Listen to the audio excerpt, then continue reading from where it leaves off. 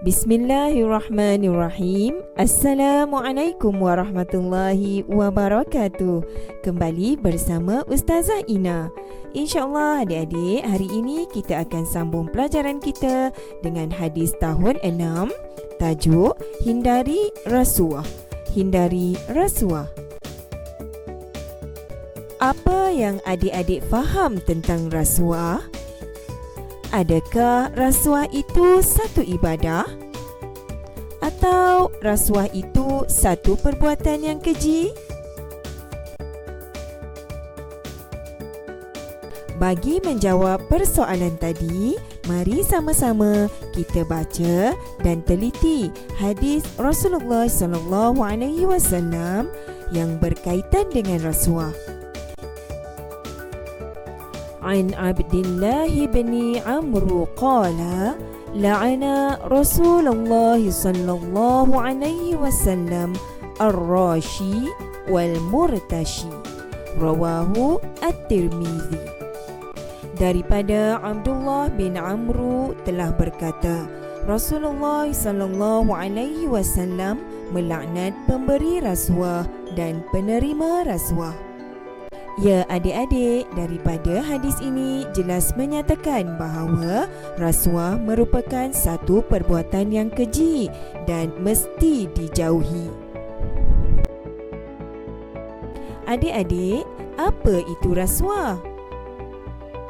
Rasuah ialah suatu pemberian yang diberikan kepada seseorang untuk membenarkan sesuatu yang salah atau membatalkan sesuatu yang benar.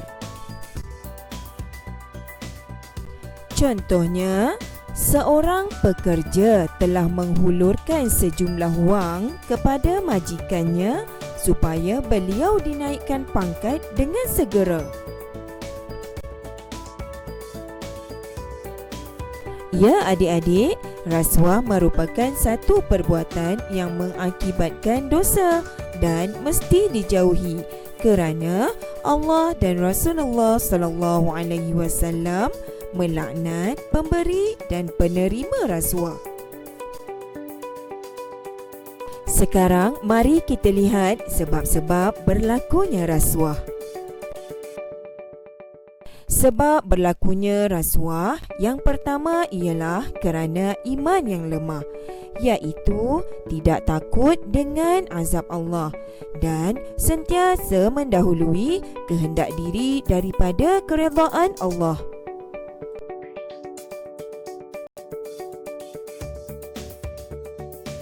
Sebab yang kedua ialah datangnya dari kelemahan diri. Ia berlaku apabila seseorang itu gagal mengawal kehendak diri dan apabila mereka tiada ilmu dan kesedaran tentang dosa dan bahaya rasuah. Ketiga, rasuah boleh berlaku apabila seseorang itu bersifat tamak, iaitu ingin meraih sesuatu jawatan dengan mudah dan mahu segera hidup mewah.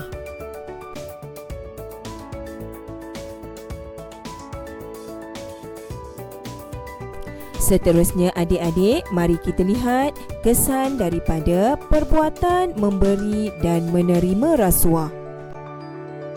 Antara kesan-kesannya ialah: pertama, akan menjatuhkan maruah diri. Kedua, akan menimbulkan permusuhan.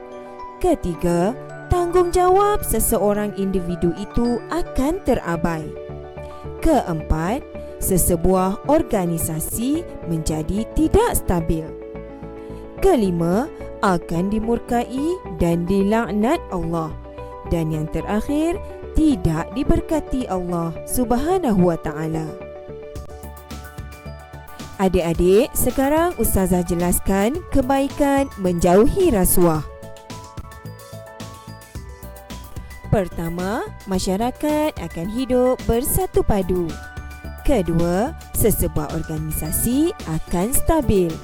Ketiga, jauh daripada murka Allah. Dan yang keempat, negara bertambah kukuh.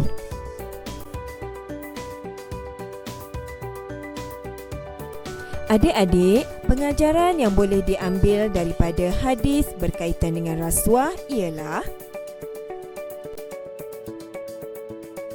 pertama, kita hendaklah menjauhi rasuah kerana ia perbuatan yang keji dan berdosa. Kedua, sesebuah negara akan mundur dan menjadi kucar-kacir. Ketiga, orang yang terlibat dengan rasuah akan dilaknat oleh Allah Subhanahu Wa Taala. Dan yang keempat, individu yang menerima amanah hendaklah menjalankannya dengan penuh komitmen dan menjauhi rasuah.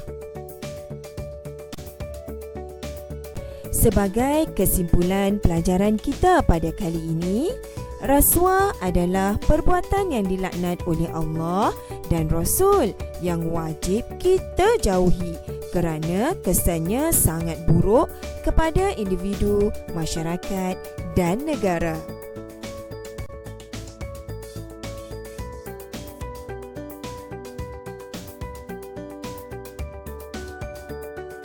Sekian dulu pelajaran kita untuk kali ini. Ustazah harap adik-adik dapat membaca, memahami dan seterusnya menghayati hadis berkaitan larangan rasuah. Sehingga berjumpa lagi, sekian terima kasih. Assalamualaikum warahmatullahi wabarakatuh. Ila liqa, ma'assalamah.